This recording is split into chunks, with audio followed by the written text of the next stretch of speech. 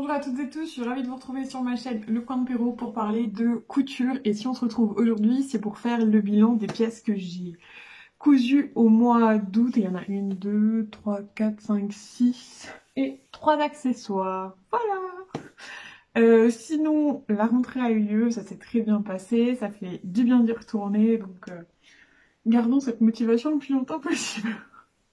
On commence tout de suite avec la première tenue que j'ai cousue. Et c'était un ensemble, donc le t-shirt Badiane. Là, donc, que j'ai fait en taille 44 avec un jersey que j'avais acheté chez Centracor à 10 € le mètre. Le patron étant gratuit, c'est un t-shirt qui me revient à 10 €. Voilà. J'en ai parlé dans une autre vidéo, donc je vous la mettrai dans le petit i. Et pour accompagner ce t-shirt, enfin c'est plutôt l'inverse, hein, c'était plutôt la jupe accompagnée de son t-shirt. Et la jupe, c'est la jupe Umaima de Couturette. Enfin, elle ressemble plus trop à celle de Couturette. Si vous voulez les détails, je vous laisse aller voir ma vidéo. C'est un tissu que j'avais acheté chez Craftin. Je recherche le prix. 11,25 € pour 1,50 m. J'ai tout utilisé. Le patron, je l'ai eu à 2 €. Donc c'est une cousette. Une jupe qui me revient à 14 €. Et celle-ci, je l'ai faite en taille 40. Voilà. Après, j'ai dû faire des pinces. Enfin bref, si vous voulez tous les détails, c'est dans ma vidéo. Voilà pour ce que je vous avais présenté en vidéo. Et c'est à peu près tout ce que vous avez vu. Et je vais vous montrer maintenant le reste.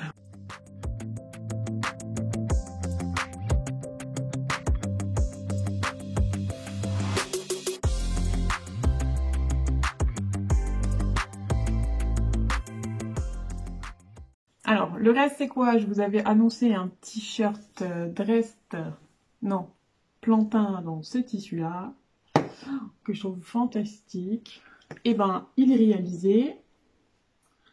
Bon, c'est un t-shirt. Je sortais de ma toile avec ma blouse sur mesure. J'avais besoin d'un projet simple. C'était très simple, très bien. Alors moi, le plantain, je le fais en taille 44. Et à chaque fois, j'essaye de finir les finitions à l'aiguille double. Donc je surpique toujours le surjet. Comme ça, à l'intérieur, ça ne bouge plus. Pareil aux manches, hein, aiguille double, à rentrer d'1 centimètre et je viens piquer. Et pareil en bas. Et je suis en train de penser que je n'ai pas pris de photos encore. Il faudrait que je prenne des photos.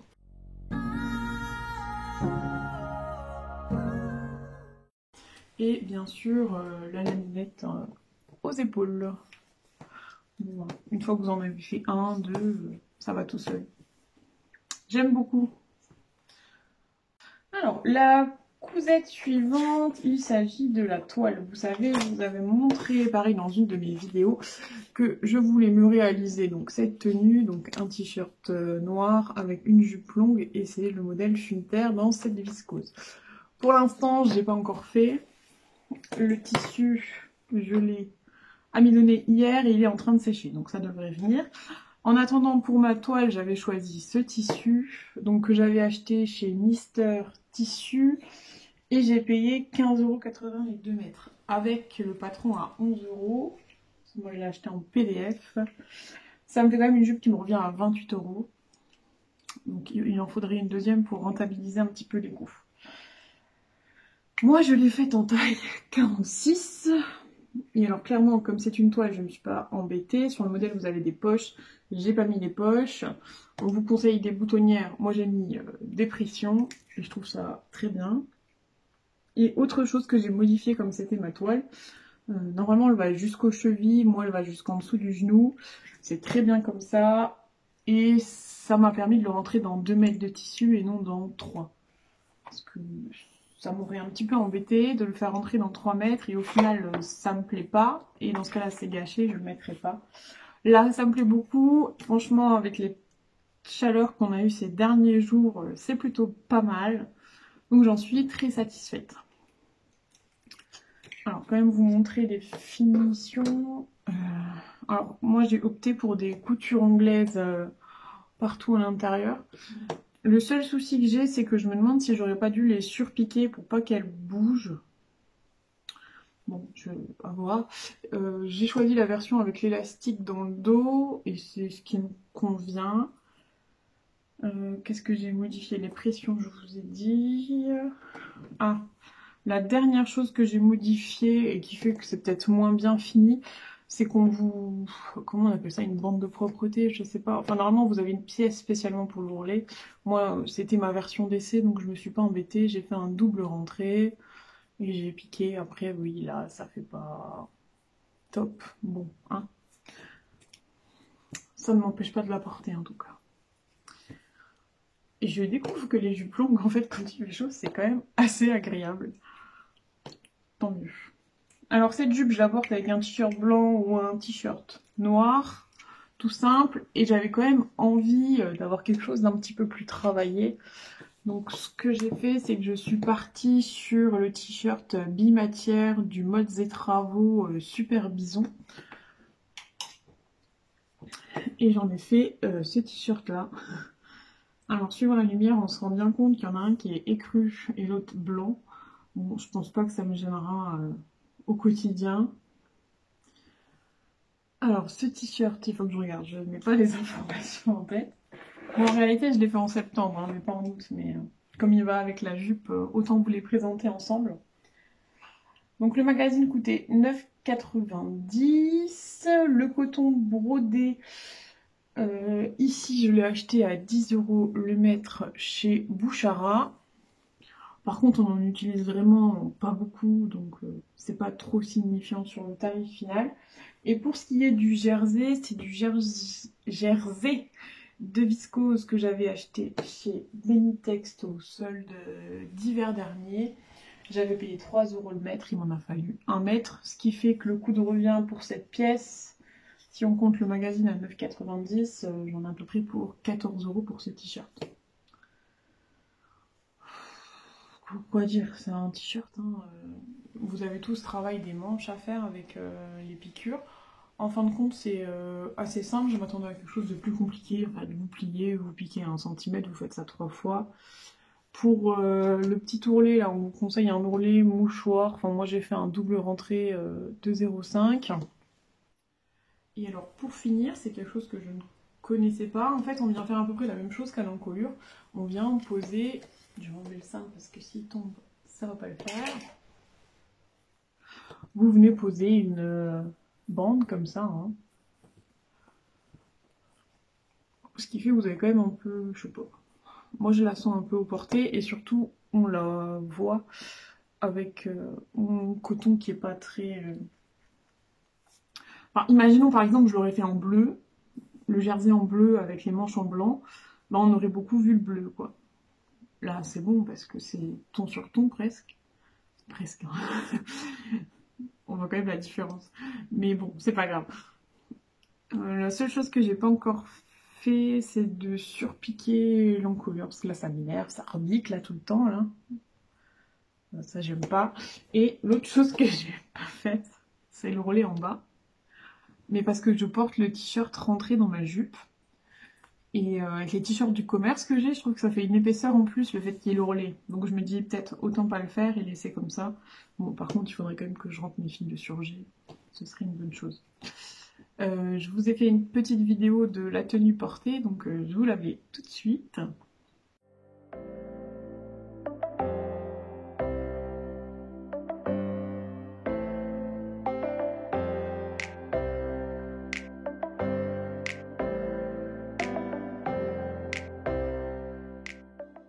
Et il y a une dernière pièce, enfin un dernier vêtement que je me suis cousu vite avant la rentrée. Je crois que c'était la veille, enfin la veille de la pré-rentrée, donc la rentrée des profs. J'avais très envie de me faire une robe en jersey très agréable à porter. Et je sais pas si vous vous souvenez, mais j'avais fait ce modèle-là. Hop. Bon, elle est pas propre, hein.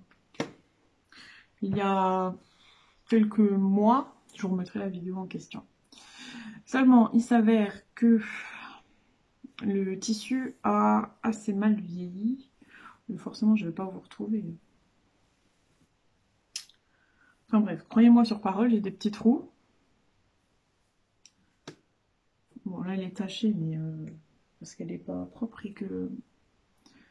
Oh, moi, je sais pas, je vis dans mes vêtements, je suis pas en train de faire attention tout le temps. Ah, là, par exemple. Là, vous voyez, j'ai un petit accroc. Alors ça, c'était du jersey recyclé de Mondial Tissu, qu'on paye quand même 15 € le mètre.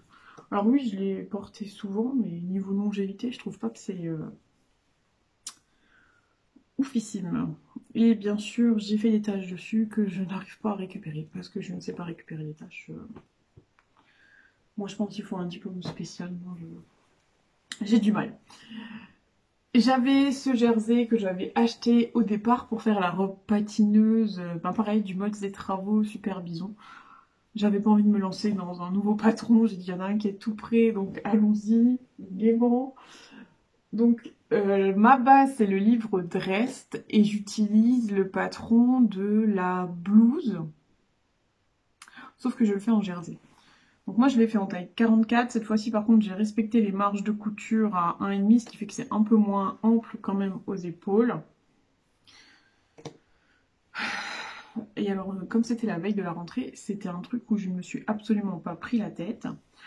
C'est-à-dire que j'ai assemblé mes épaules, mes manches, mes côtés. Et pour tout le reste, ce que j'ai fait, c'est que j'ai posé du thermocollant droit fil en jersey, là, hein. Et puis après, je fais quoi? Je replie et je pique. Comme ça, je ne fais pas de bande d'encolure, ni d'emmanchure, ni rien du tout. C'est très propre, on ne le voit absolument pas. Et après, j'ai tout surpiqué à l'aiguille double, donc que ce soit aux manches, à l'encolure ou à l'ourlet. Voilà. Je vous mettrai quelques photos portées. Ah, j'ai modifié par rapport à la dernière, je l'ai rallongé de 5 cm. Alors, je ne sais pas si c'est le tissu qui raccourcissait ou... Non, l'autre hypothèse, c'est que j'ai pris quelques kilos et je la trouvais un peu trop courte, donc j'ai dit, celle-ci, je la rallonge. Comme ça, même ceinturée, je me sens à l'aise pour travailler, il n'y a pas de problème.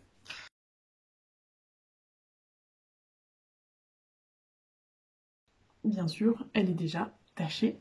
Et j'espère vraiment que je vais réussir à faire partir cette tache. Enfin, ces taches, parce que bien sûr, il n'y en a pas qu'une.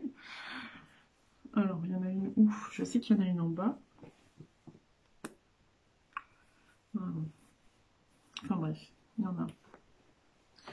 Donc, je vais essayer avec mon savon pour faire partir les taches, mais jusqu'à présent, ça ne marche pas bien. Bon, là, par exemple, déjà, j'ai une tache. Bon, attendez. Bon, après, il faut que je regarde pour la trouver, donc là... La caméra, on voit que ça. J'en ai une devant. Là. Enfin bref. Et j'en ai une. Alors parce que celle en bas et dans le dos, à la limite, elles vont pas me mettre mal à l'aise, je vais pas les voir. Par contre, j'en ai une juste là. Et pourtant, je vous jure que quand je cuisine, je mets un tablier. Quand je mange, je garde le tablier. Bon, c'est pas grave, tant pis. Non, j'espère qu'elles vont partir, elles toutes neuves. Ouais, je l'ai portée 2 fois. Oh.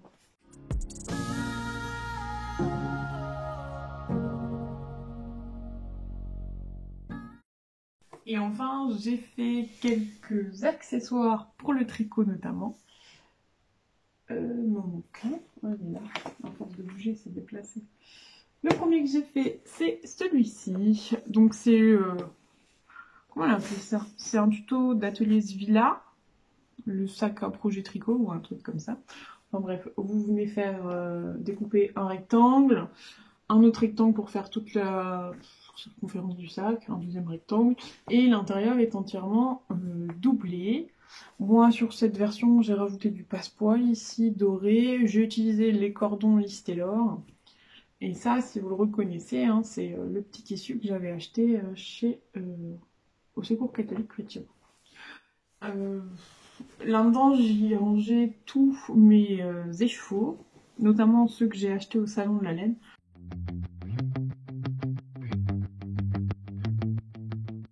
Donc moi, j'avais pris celui-ci pour me faire un châle de printemps plutôt.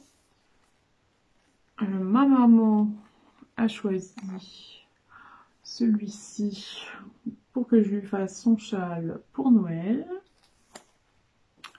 Pour me faire un châle d'automne, j'ai pris celui-ci. Et pour me faire une paire de chaussettes, j'ai pris celui-ci, qui est un petit peu pailleté. Voilà. Le souci, c'est que j'ai toussé les chevaux, mais qu'un écheveau, ça ne se tricote pas comme ça. Il faut du matériel pour le mettre en pelote. Ou alors il faut le faire à la main, mais ça je ne le ferai pas.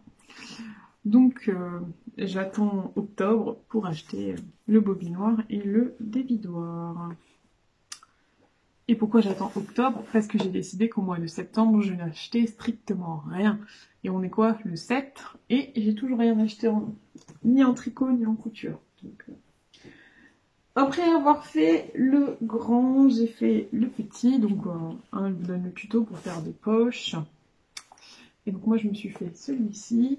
Et j'avais acheté chez AliExpress ces rubans de fleurs là, un peu au début où je faisais de la couture. Je m'en étais jamais servi, et ben je les ai posés. Alors je les ai posés sur les poches avant de les assembler. Et j'ai simplement fait une piqûre au centre du ruban. Alors, je sais pas si ça me met trop point. Pas trop. Ouais. Moi je le vois pas trop. Et dans ce sac que j'ai doublé avec le reste de mon sac à dos. Et il y a mon tricot de chaussettes. Donc j'ai fini la première. C'est pareil, il me faudrait aussi des bloqueurs à chaussettes. Ce sera en octobre. Voilà, hop, comme ça ressemble à rien. Là, c'est plus beau. Voilà.